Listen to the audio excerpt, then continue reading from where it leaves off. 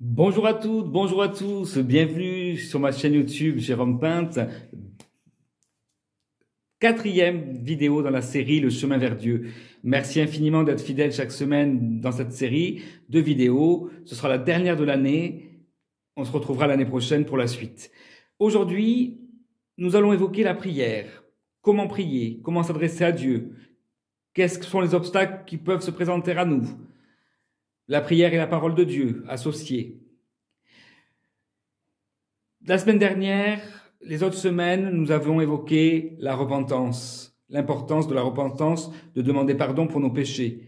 L'importance également, je n'avais oublié d'en parler, mais je vais maintenant le remettre dans l'ordre. Après la repentance, l'importance de la foi, l'importance de proclamer notre foi et notre croyance en Dieu et notre foi en Jésus-Christ, notre Seigneur, qui est venu pour nous sauver de nos péchés, nous racheter de nos péchés, qui s'est sacrifié sur la croix. Et ensuite, nous avons parlé du baptême, l'importance d'être baptisé d'eau et d'esprit. Jean-Baptiste baptisé d'eau, Jésus baptisé d'esprit. Nous pouvons recevoir ce baptême, je vous ai déjà donné les informations nécessaires, je vous les redonnerai avec notamment The Last Reformation, entre autres. Ça vous permet de localiser des disciples de Jésus dans toute la France. Très intéressant. Par la suite, nous avons pu voir aussi la parole de Dieu, la nourriture, qui est la parole de Dieu, le petit lait avec les évangiles, et après la nourriture un peu plus solide, avec la parole de Dieu dans l'Ancien Testament, mais aussi dans les épîtres aux Romains, aux Corinthiens, la parole de Paul, qui nous guide et qui nous indique beaucoup de choses, qui nous donne des clés puissantes, des clés très fortes, des clés très importantes afin de pouvoir effectivement être véritablement sur le chemin. Je suis la vérité, le chemin, la vie, nul ne vient au Père qu'en passant par moi. Jean chapitre 14 verset 6. Mais avant toute chose, on va écouter une prière, justement, qui est l'adaptation du psaume 91 par Bertrand de la chaîne Paroles Gravées. Donc, on se retrouve juste après et on écoute Bertrand.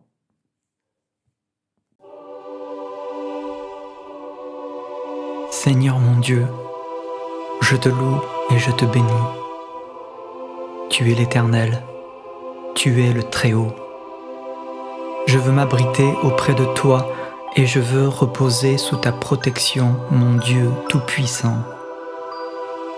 Je veux proclamer que tu es mon refuge et ma forteresse, mon Dieu en qui je me confie.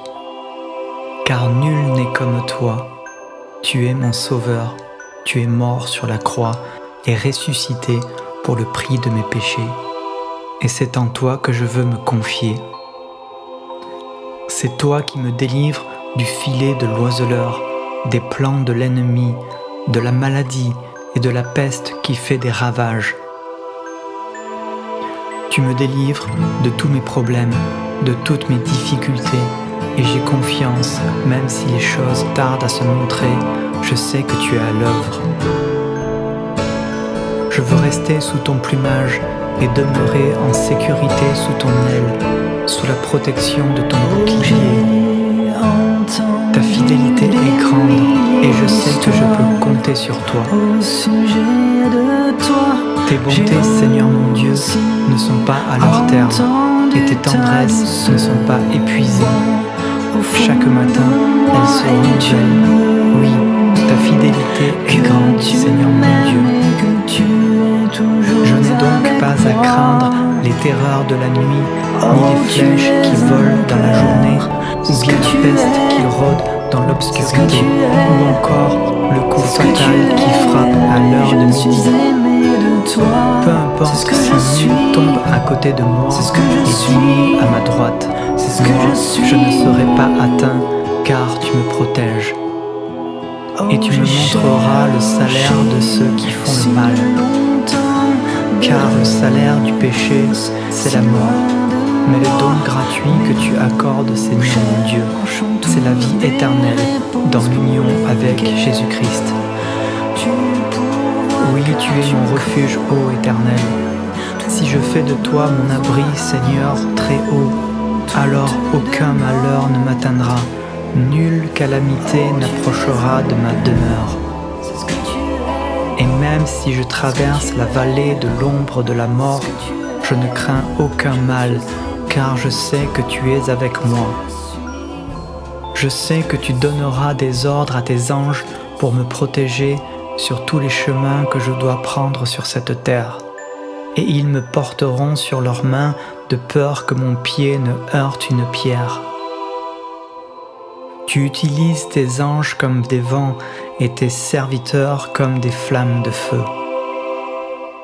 Je pourrais marcher sur le lion et la vipère et piétiner le lionceau et le serpent. Oui, tu me délivreras si je reste attaché à toi et tu me protégeras, moi qui désire entretenir une relation avec toi. C'est pourquoi je ne veux pas m'éloigner de toi, Seigneur mon Dieu. Je veux rester lié à toi. Que ton Saint-Esprit me conduise et me reprenne si jamais je m'éloigne. Je t'invoquerai et tu me répondras. Tu seras avec moi au jour de la détresse et tu me délivreras et tu m'honoreras. Tu me combleras d'une longue vie et tu me feras expérimenter ton salut.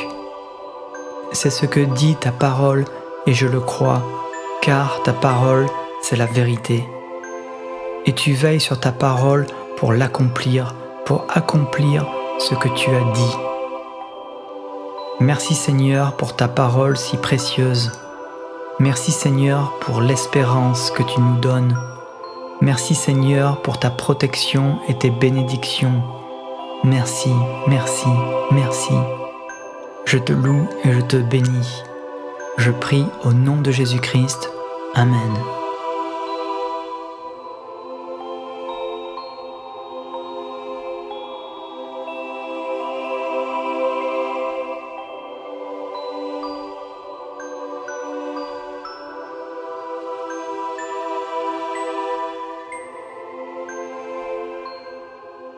Vous venez d'entendre Bertrand de la chaîne Paroles Gravées.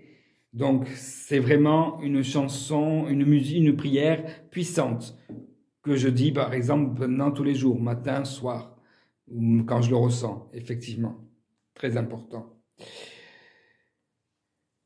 Prions sans cesse, dans un premier temps. Prions sans cesse. Il est écrit dans Thessaloniciens, chapitre 5, versets 16 à 28.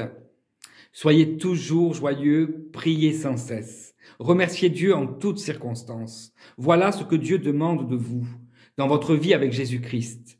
Ne faites donc pas obstacle à l'action du Saint-Esprit. Ne méprisez pas les messages inspirés. Prions sans cesse. Et avant de s'adresser à Dieu, invoquons le Saint-Esprit afin que nos prières aillent bien vers Dieu. Aillent bien vers Dieu, je le précise. Et plutôt que d'être toujours dans la demande, soyons aussi dans la louange, dans l'adoration. Remercions le Seigneur pour tout ce qu'il nous donne et de tout ce qu'il nous apporte dans nos vies, chaque jour. Donc, parler avec Dieu. Parler avec Dieu, c'est par la prière. C'est par la prière. Et quand nous lisons la parole de Dieu, Dieu nous parle. Donc ça, on l'avait vu la semaine dernière, la parole de Dieu, très importante. C'est pour celles et ceux qui n'ont pas encore vu la vidéo, je vous invite à aller la voir. Si tu as donc donné ta vie en priant ton Seigneur Jésus-Christ, il ne faut pas que ce soit ta dernière prière, bien sûr. Tous les jours, tu dois prier. Ça doit être constant, c'est ce que je vous disais. Moi, je suis retombé dans certaines pratiques parce que je n'étais pas constant dans ma prière. J'avais un pied dedans, un pied dehors. On n'a pas besoin d'un livre de prière. On peut parler avec le Très-Haut et son Fils comme avec n'importe quelle autre personne, mais bien sûr avec le respect nécessaire. Et bien justement, on va aussi parler de que puis-je demander et comment demander. J'ai entendu récemment quelqu'un me dire « Oui, je prie, mais je prie quand j'en ai besoin. » Ben non, c'est pas bon. Ça veut dire que tu demandes, Dieu n'est là que, c'est pas une pochette surprise. C'est pas un jackpot, c'est pas un jeu. Dieu n'est pas un jeu. Donc, c'est pas juste quand on a besoin. C'est tout le temps. Alors, justement, dans Jacques, chapitre 4, verset 3, il est écrit, vous demandez et vous ne recevez pas parce que vous demandez mal. Quand vous désirez quelque chose que vous ne parvenez pas à avoir, alors vous êtes prêt à tuer. Quand vous avez envie de quelque chose que vous ne pouvez pas obtenir, alors vous serez jaloux et querelleur. Vous n'avez pas ce que vous voulez parce que vous ne le demandez pas à Dieu. D'où l'importance de bien s'adresser à Dieu. C'est ça aussi qui est important. Je vais donner un exemple. Par exemple, Jacqueline est amoureuse de Jean-Paul. Elle demande à Dieu à ce que Jean-Paul soit aussi amoureux d'elle. Et elle demande à Dieu à ce que ce couple se forme avec Jean-Paul. Mais Dieu voit tout, Dieu sait tout. Il connaît Jean-Paul. Il sait que Jean-Paul, malheureusement, il est encore habité par des démons de méchanceté, de violence, par des démons. Et il pourrait en venir à frapper Jacqueline, à être violent avec Jacqueline, à ne pas honorer Jacqueline, à ne pas être vraiment en accord avec Jacqueline. Donc, Dieu ne répond pas favorablement à la demande de Jacqueline. Jacqueline, finalement, se dit, mais Dieu, je ne crois pas, alors, mais ce qu'elle ne sait pas, c'est que Dieu la sauve en faisant cela. Donc, attention à ce que vous demandez. Il faut que vous pensiez que ce soit vraiment conforme aussi avec la volonté de Dieu, évidemment. Très important de demander des choses qui soient conformes avec la volonté de Dieu. On va associer la prière à la parole de Dieu. Comme on l'a écouté tout à l'heure avec Bertrand de Parole Gravée, la chaîne YouTube Parole Gravée, vous avez pu entendre le psaume 91 adapté à la première personne, encore plus puissant quand vous le dites à la première personne. Si vous demeurez en moi et que mes paroles demeurent en vous, vous demanderez ce que vous voudrez et cela vous sera accordé. Parole de Dieu, parole du Seigneur. C'est pour ça qu'il est important d'associer la prière à la parole de Dieu. On va d'ailleurs lire par exemple le psaume 51. Psaume de retour à Dieu, pour celles et ceux qui ne sont pas encore revenus à Dieu, mais qui sont en voie de le faire. Ô Dieu, fais-moi grâce conformément à ta bonté, conformément à ta grande compassion, efface mes transgressions. Lave-moi complètement de ma faute, et purifie-moi de mon péché. Car je reconnais mes transgressions et mon péché, et constamment devant moi, j'ai péché contre toi seul, j'ai fait ce qui est mal à tes yeux. C'est pourquoi tu es juste dans tes paroles, sans reproche dans ton jugement. Etc., etc. Je vous laisse aller lire la suite. Je ne veux pas faire une vidéo trop longue afin que vous puissiez l'écouter jusqu'au bout. Mais c'est pour dire qu'on peut vraiment associer la prière à la parole de Dieu. Ce qui est important aussi, c'est de prier avec foi. Jésus leur dit alors, « Ayez foi en Dieu. Je vous le dis en vérité, si quelqu'un dit à cette montagne, « Retire-toi de là et jette-toi dans la mer », et s'il ne doute pas dans son cœur, mais croit que ce qu'il dit arrive, il le verra s'accomplir. C'est pourquoi, je vous le dis, tout ce que vous demanderez en priant, croyez que vous l'avez reçu et que cela vous sera accordé.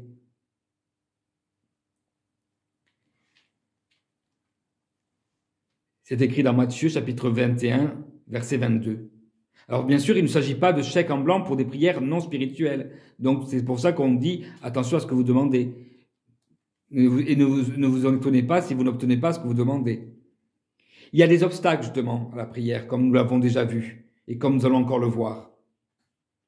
La base dans la prière doit être la foi, une foi pleine et sincère et entière.